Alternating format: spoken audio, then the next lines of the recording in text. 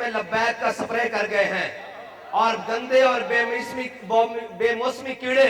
جو صرف مفاد پرستی کے نام پر باہر نکلتے ہیں ان کا خاتمہ ہو چکا ہے۔ قوم کو اب پتہ لگ چکا ہے کہ ہم نے ان کے رنگین نعروں کے نیچے نہیں آنا، ہم نے اب پاکستان میں ایک ہی نعرہ لگانا ہے کہ دیکھو دیکھو کون آیا۔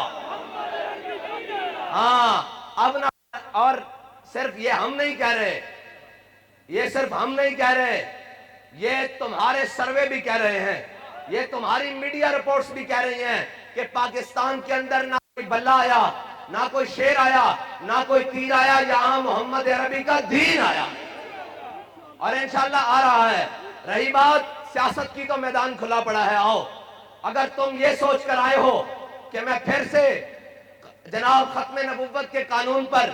جناب وہ لگاؤں گا، نقب زنی کروں گا اور پھر سے جناب میں دینداروں کو جکڑنے کی کوشش کروں گا اور میں تخت لاہور کو جناب اپنے قابو میں کرنے کی کوشش کروں گا،